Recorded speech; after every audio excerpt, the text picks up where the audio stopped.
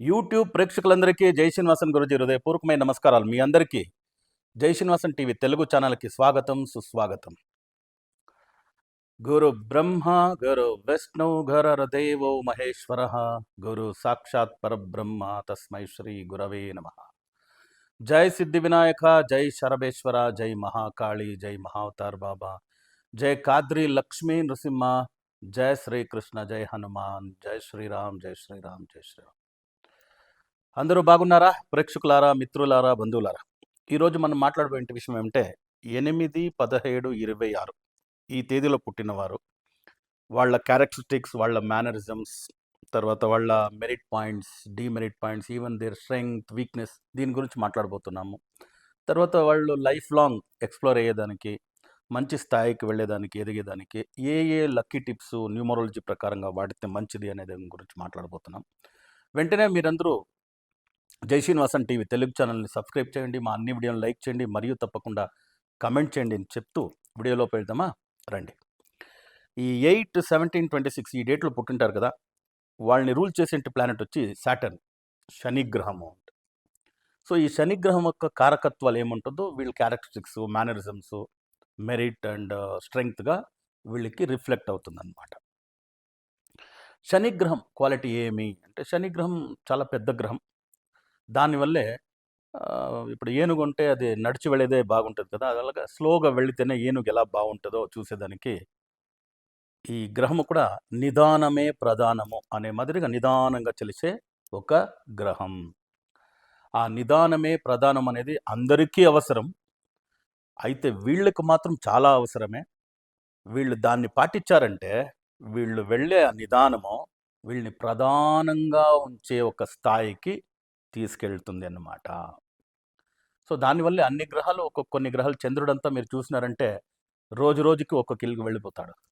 ఇంకా కొన్ని గ్రహాలు శుక్రుడు, కుజుడు వీళ్ళంతా 30 రోజులు, 45 రోజులకు వెళ్తారు. గురుగ్రహం సంవత్సరానికి ఒక ఇంటి నుంచి ఇంకొక ఇల్లు ప్రవేశం చేస్తుంది, అంటే ఒక రాశి నుంచి ఇంకొక రాశికి.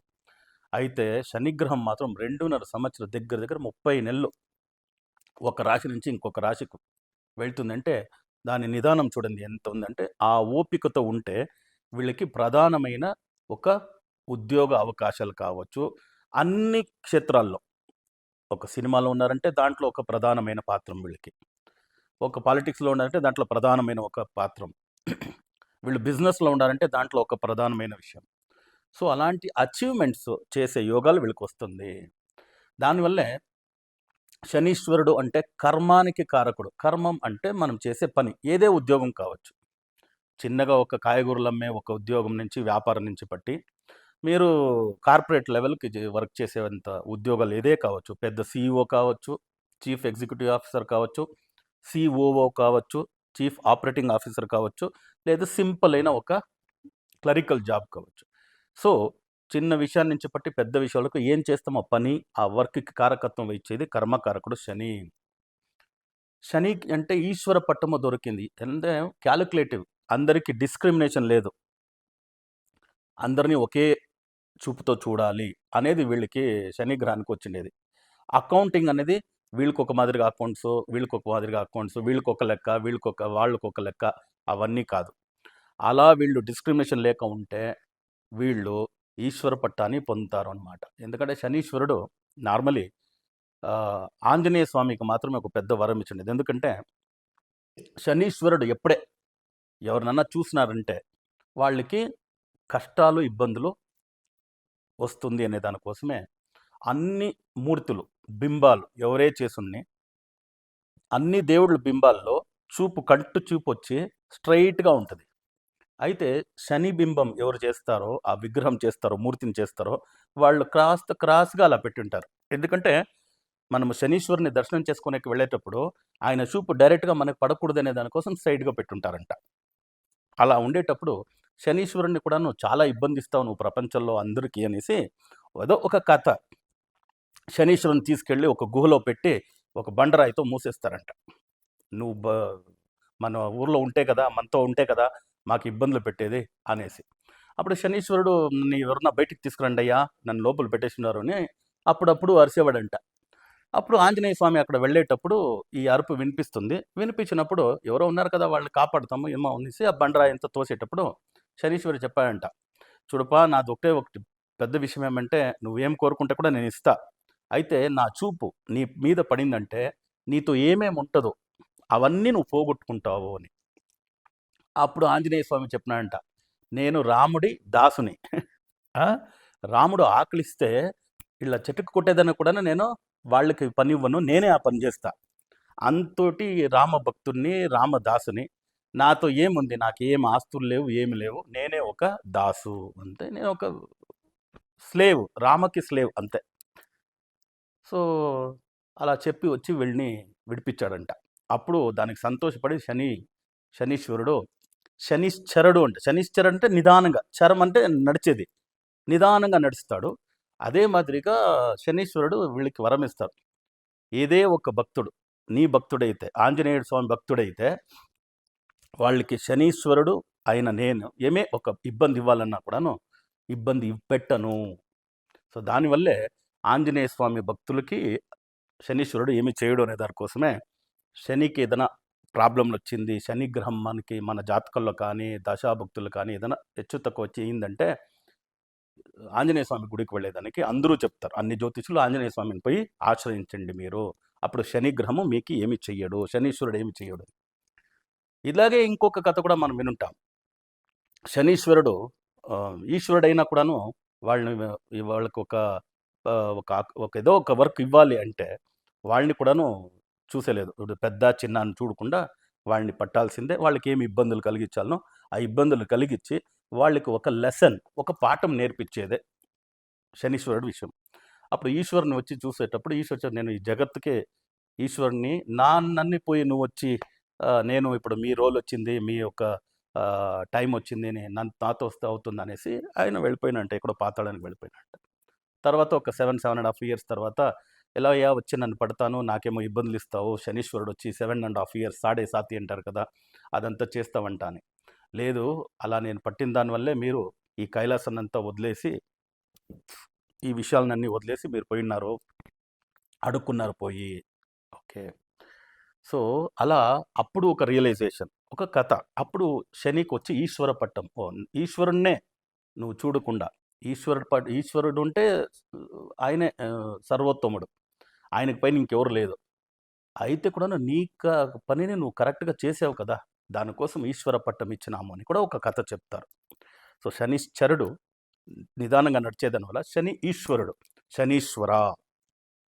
సో ఈశ్వర పట్టం దొరుకుతుంది. దానివల్లే ఈ 8/17/26 ఈ డేట్లో పుట్టిన వారికి చాలా గొప్ప గొప్ప స్థాయికి వెళ్ళే. నేను చెప్పినాను కదా, నిదానమే ప్రధానము. నిదానంగా వీళ్ళు ఉండబట్టి ఆ ఓపిక ఉంటే ప్రధానమైన ఒక ఉద్యోగాలు కూడా దొరుకుతాయి. ఆ స్థాయికి వీళ్ళు వెళ్ళొచ్చు. దానికి ఒక ఎగ్జాంపుల్, ఒక 3 మందిని చెప్తాను చూడండి. 8th పుట్టినవారు. 8th ఇప్పుడు కర్ణాటక సూపర్ స్టార్లో ఒకరు. ఆయన ఎవరు? Rocking star yes.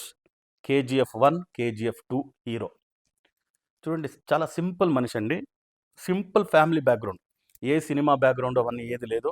వాళ్ళ ఫాదర్ ఏదో ఒక BTS KSRTC అంటాం కదా, ఒక గవర్నమెంట్లో ఇంట్లో ఒక డ్రైవర్గా పనిచేసేవాళ్ళు. వాళ్ళ మదర్ సింపుల్ చిట్ ఫండ్స్ అవి ఇవి నడిపే మాదిరి ఒక హోమ్ మేకర్, అంతే. ఇదే బ్యాక్గ్రౌండ్ వాళ్ళది. ఆయన ఫస్ట్ పేరు వచ్చి నవీన్ అనేసి. ఆ నవీన్ అనే ఒక కుర్రాడు యశ్ని పేరు మార్చుకొని దాని తర్వాత వచ్చింది యశోగాథే. సో ఎక్కడికి వరకు ఉంటే కర్ణాటక సినిమాని హాలీవుడ్ బాలీవుడ్ రేంజ్కి తీసుకెళ్లేంత ఒక యాక్టింగ్ స్కిల్. దాని తర్వాత ఆయన సినీ ఫీల్డ్కి వచ్చేటప్పుడు చిన్న చిన్న సీరియల్లో చిన్న చిన్న వేషాలు వేసేవాడు. ఇప్పుడు చూస్తే ఆయన్ని పెట్టి ఒక సినిమా తీయాలి అంటే ప్రొడ్యూసర్ని ఎక్కడి నుంచి తీసుకొచ్చేది అనేంత స్థాయికి వెళ్ళిపోయినాడు. 8th పుట్టిన rocking star Yash. KGF 1 and 2 hero. ఆయన తెలియని వాళ్ళు ఎవరు లేదు. ఫస్ట్ కర్ణాటకలో తెలిసిండే వాళ్ళకి చాలా తక్కువ, ఇప్పుడు ప్రపంచానికి విశ్వానికే తెలిసిపోయినాడు. ఇంక రెండోది మనం 17th పుట్టిన వారు ఇంకెవరిని చెప్పగలుగుతాం వినండి కదా, నరేంద్ర దామోదర్ దాస్ మోదీ గారే. వాళ్ళని వదిలేసి ఇంకెవరిని చెప్పేదానికి ఎగ్జాంపుల్ లేదు. Out standing example. 3 time chief minister, 3వ టైము ప్రధానమంత్రి. ఇది మనము కలలో కూడా ఊహ చేసేదానికి కుదరదండి. వి కాంట్ అదేమి ఏం చెప్తాం, అది ఎక్స్‌ప్లెయిన్ చేసేదానికి దేర్ ఈజ్ నో వర్డ్స్. అలాంటి ఒక స్థాయికి వెళ్ళేదానికి ఎవరి వలన అవుతదా? నా భూతో నా భవిష్యత్తు. 3 times chief minister, 3 times prime minister అయ్యేదానికి. అలాంటి స్థాయికి వెళ్ళొచ్చు 17th బార్‌ను. దాని తర్వాత 26 బార్‌ను మన్మోహన్ సింగ్ గారు. సో 2 టైమ్ ప్రైమ్ మినిస్టర్‌గా ఉండ్రి. ఏ ఎలక్షన్ కూడాను వాళ్ళు పోలే. ఎలక్షనే కంటెస్ట్ చేయలే. వీళ్ళ కోసమే ఆ కాన్స్టిట్యూషన్‌లో ఏదో ఒక క్లాస్ తీసుకొచ్చి వాళ్ళని ప్రధానమంత్రిని చేసి 2 టైమ్ యాక్సిడెంటల్ ప్రైమ్ మినిస్టరో, యాక్టింగ్ ప్రైమ్ మినిస్టరో, ఎకనామిస్టు చాలా కొన్ని విషయాలు తీసుకొచ్చుంటే కూడాను, అదృష్టం చూడండి ఎలా ఉంటది అని. అలాంటి స్థాయికి వాళ్ళు వెళ్ళొచ్చు. Is a very good economist, దాంట్లో ఏమి నో డౌట్స్. అయితే యాక్టింగ్ ప్రైమ్ మినిస్టర్ అని వాళ్ళ పైన ఒక పేరు, యాక్సిడెంటల్ ప్రైమ్ మినిస్టర్ అని. అయితే కూడా 26 బార్‌న్‌కి ఎవరో రూల్ చేస్తుంటే కూడాను వాళ్ళకి ఆ ప్రధానమంత్రి అయ్యే యోగం, అంటే ప్రధానమంత్రి అని కాదు, పెద్ద స్థాయికి వెళ్ళేది. మీరు ఏ పని చేస్తుంటారో ఆ పనిలో, మీరు ఏ వర్క్‌లో ఉంటారో ఆ వర్క్‌లో మీరు ప్రధానంగా బింబించేటి, రిఫ్లెక్ట్ అయ్యేంట్లి సొసైటీలో ఛాన్సెస్ ఉంది. ఈ ముగ్గురిని చూసిన వెంటనే మనకు అనిపించేస్తది కదా! 8, 17, 26 బారన్‌కి కాస్త ఓపికతో ఉంటే, నిదానంగా ఉంటే ప్రధానమైన ఒక స్థాయికి వెళ్ళే యోగాలు ఉంది అని. 8లో పుట్టిన రాకింగ్ స్టార్ యష్, 17థ్‌లో పుట్టిన నరేంద్ర మోదీ గారు, 26లో పుట్టిన మన్మోహన్ సింగ్ గారిని చూసి మనము తెలుసుకోవచ్చు. ఇదొక కాన్ఫిడెన్స్ ఇచ్చేదాని కోసము. మనకి క్యారెక్టరిస్టిక్స్ మేమెవరని తెలుసుకునేదానికి దీనికన్నా ఒక మంచి విషయాలు లేవు. బికాస్ 27 నక్షత్రాలు మీరు చూడండి. శని నక్షత్రం అని చెప్పే, వెదర్ ఇట్ ఈజ్ పుష్య నక్షత్రం కావచ్చు, whether it is if I'm not wrong Anuradha నక్షత్రం. సో ఈ కొన్ని నక్షత్రాలన్నీ పుష్య నక్షత్రమే తీసుకోండి ఎగ్జాంపుల్, శని నక్షత్రమే. ఆ పుష్య నక్షత్రంలో పుట్టిన వారికి ఆ శని గ్రహం క్వాలిటీ ఉంటుందో లేదో, బట్ 8, 17, 26లో పుట్టిన వాళ్ళకి ఆ క్వాలిటీ ఉండే ఉంటుంది. దానివల్ల నక్షత్రాలను బట్టి, రాశిని బట్టి మీరు ఏదైనా పూజలు, కొన్ని విషయాల్లో దేవుడికి సంబంధపట్టిన విషయాలు చేసుకోవచ్చే కానీ, when it comes to number, it's universal to all, అందరికీ. సో దానివల్ల ఈ తేదీలో పుట్టిన వారు ఇంకా కొంతమందిని మేము ఒక 4 పుస్తకాలు రాసినాము న్యూమరాలజీ, అస్ట్రాలజీ, వాస్తు గురించి. ఆన్లైన్ క్లాసెస్ కూడా చేస్తున్నాము. ఎవరికి ఇష్టమో వాళ్ళు నేర్చుకోవచ్చు, ప్రాక్టీస్ చేయొచ్చు. సర్టిఫికేషన్ ఇస్తాం మీకు. ఓకే, న్యూమరోవాస్తు ఆస్ట్రో ఫౌండేషన్కి మీకు సర్టిఫికేషన్ ఇస్తాము. సర్టిఫైడ్ న్యూమరాలజిస్ట్గా మీరు ప్రాక్టీస్ చేసే ఒక సువర్ణ అవకాశం. ఆన్లైన్ క్లాస్లో మీరు జాయిన్ కావచ్చు. ఇప్పుడు 8లో పుట్టిన వారు, కొన్ని డేటాలో పుట్టిన వాళ్ళు, 8లో పుట్టిన వాళ్ళు ఎవరెవరు ఉన్నారు సాధన చేసిన వాళ్ళు, ఒక 200 ఇయర్స్లో పుట్టిన వారిని చూద్దాం. 8లో పుట్టినవారు అజారుద్దీన్ మంచి క్రికెటర్, ఫీల్డింగ్ కానీ, బ్యాటింగ్ కానీ అవుట్ స్టాండింగ్. ఆయన్ని రీప్లేస్ చేసేదానికి ఎవరి వల్ల కుదరదు. ఓకే, ఒక మంచి ఆల్రౌండర్. అయితే సెకండ్ హాఫ్లో నేను చెప్పినాను కదా, ఈ తేదీలో పుట్టిన వారికి క్రికెట్ అంటే కూడాను అజరుద్దీన్ అంటే అవుట్ స్టాండింగ్ అనే మాదిరిగా వస్తే కూడాను, దాని తర్వాత క్రికెట్లో ఎండింగ్ స్టేజ్లో ఆయన కాస్త బెట్టింగో దీదో కొన్ని కాంట్రవర్సరీ కన్నా దొరుకుతున్నాడు. దానివల్ల అది కాస్త జాగ్రత్తగా చూసుకోవాలి, లేదంటే కష్టమే. రాక్ ఫెల్లర్ వచ్చి ఒక ఈ chemical related, petrochemical related kerosene కనిపెట్టిన వాడు కూడా, ఇఫ్ ఐఎమ్ నాట్ రాంగ్ చెప్తారు.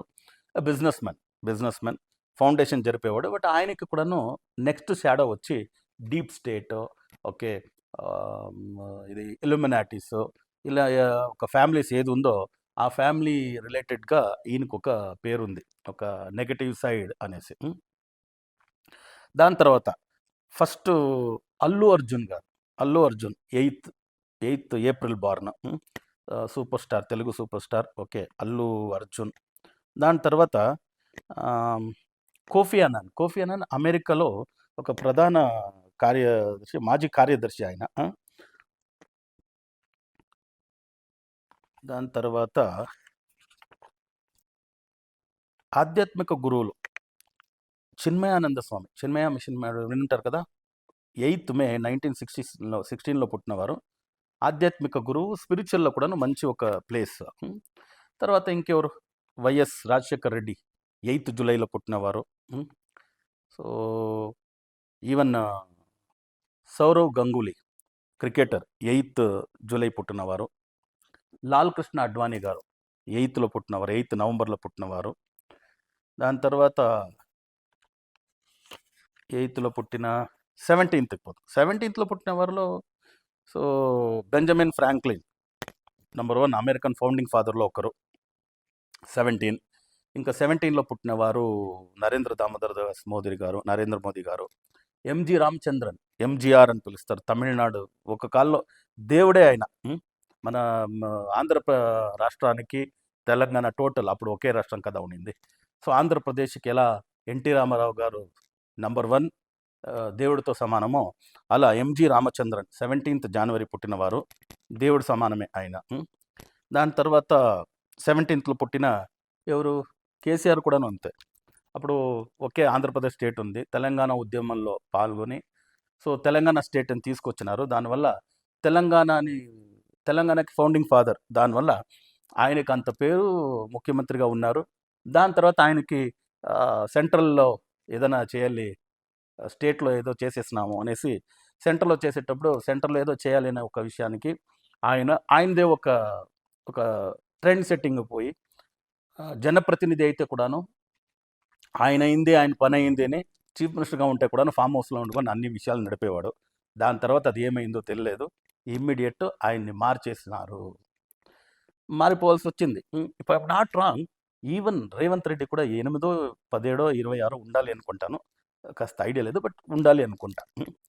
సో అలా 8th పుట్టిన వారికి 17th పుట్టిన వారికి మంచి పొజిషన్ వస్తుంది. ఆ పొజిషన్ని చాలా జాగ్రత్తగా మనము డిస్క్రిమినేషన్ లేకుండా చేయాలి. ఏదో కొత్తగా ఏదో చేస్తామని వెళ్ళేటప్పుడు చాలా జాగ్రత్తగా ఉండాలా. కేసీఆర్ గారు అలా చేశారు, అది ఎక్స్పెరిమెంట్ కుదరలే వాళ్ళకి. సో 17th జనవరి 1471 if I'm not wrong, Vijayanagara సామ్రాజ్య ప్రసిద్ధ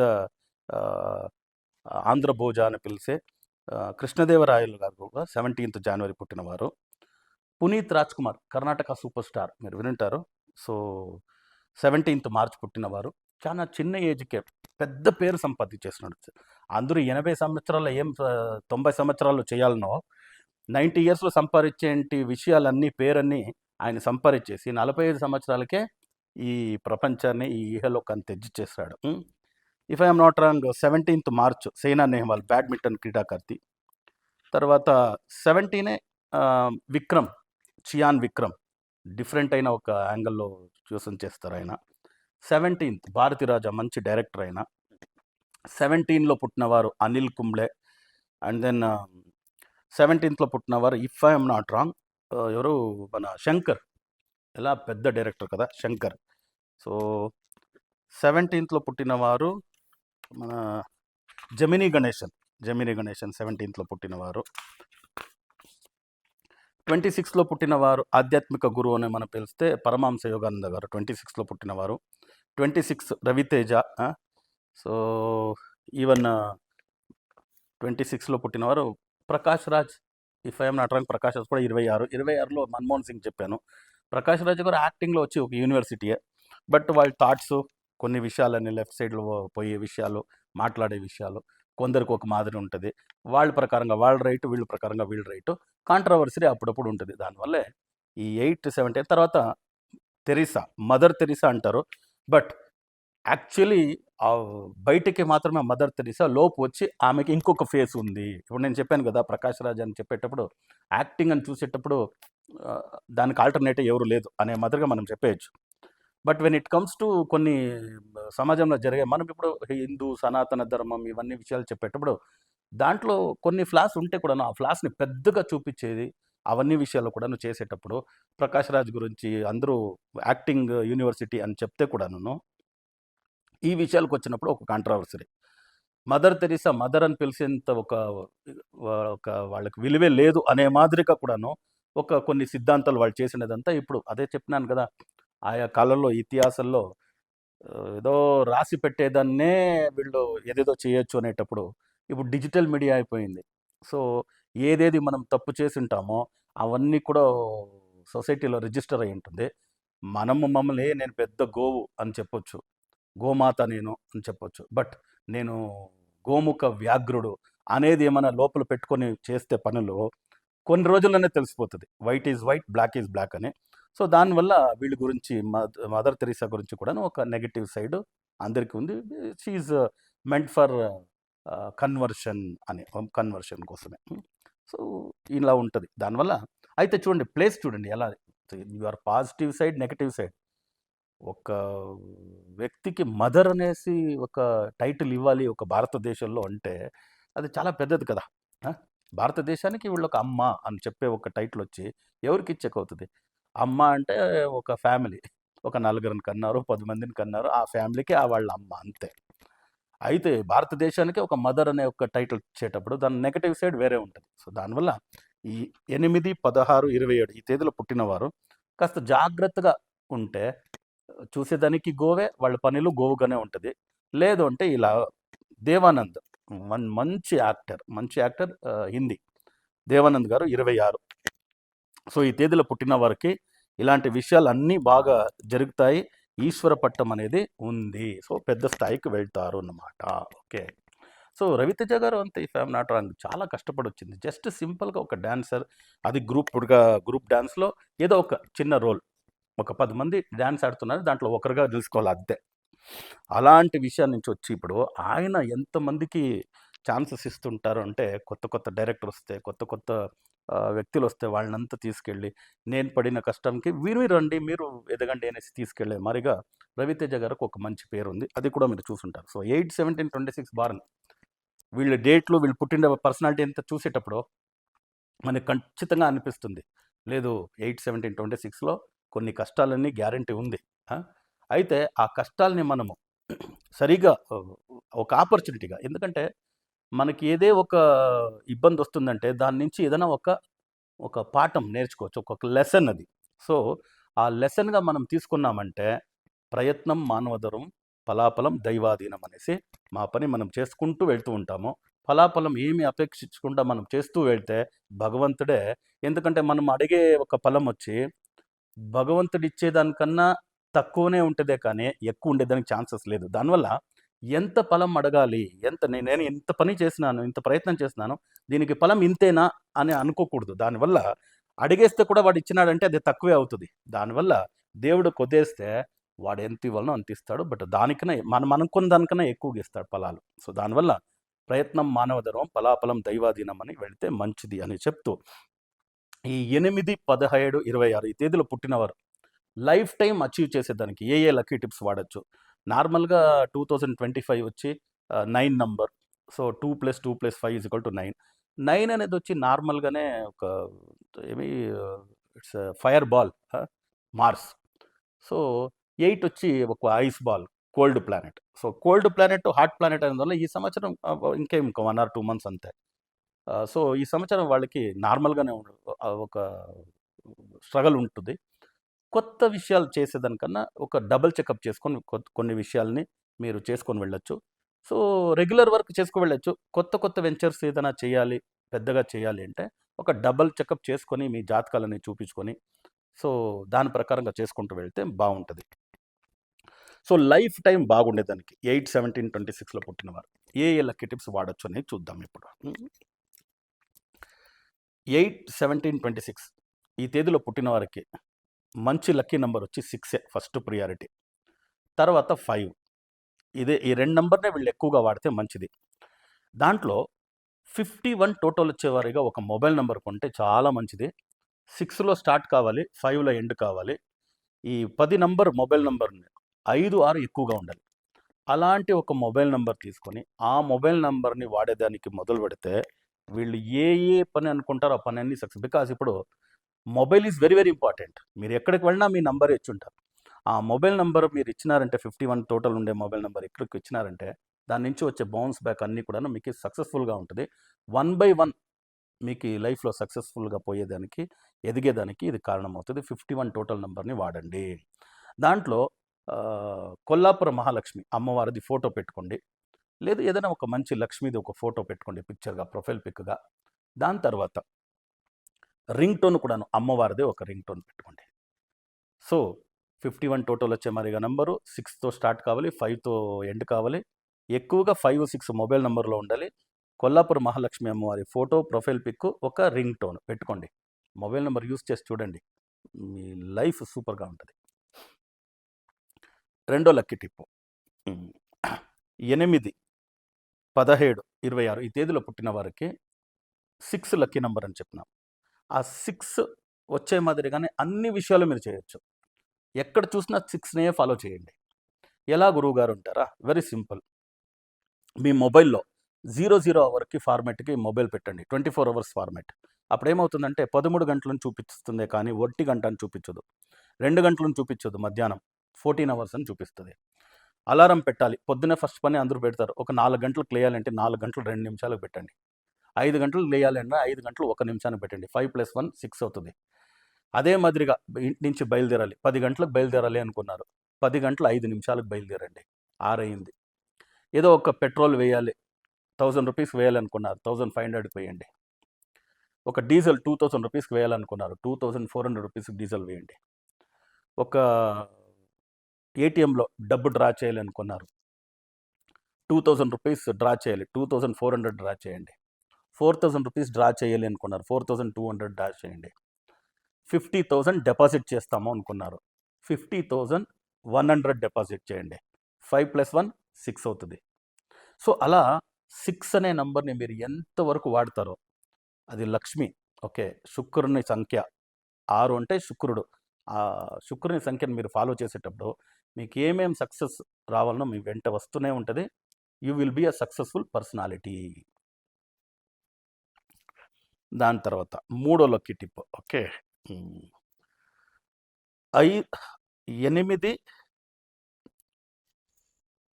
కరెక్ట్ 8, 17, 26 ఈ తేదీలో పుట్టిన వారికి లక్కీ కలర్స్ వచ్చి all shades of blue. Royal blue కావచ్చు, స్కై బ్లూ కావచ్చు, దీన్ని వాడండి ఎక్కువగా. దాని తర్వాత all shades of green. All shades of green. Green అంటే ఇట్స్ బాటిల్ గ్రీన్ కావచ్చు, ఆలివ్ గ్రీన్ కావచ్చు, పిస్తా గ్రీన్ అని చెప్తారు. సో ఇలాంటి ఆల్ షేడ్స్ ఆఫ్ గ్రీన్. దాని తర్వాత లైట్ గ్రే వాడచ్చు, డార్క్ లైట్ గ్రే కలర్స్ వాడచ్చు.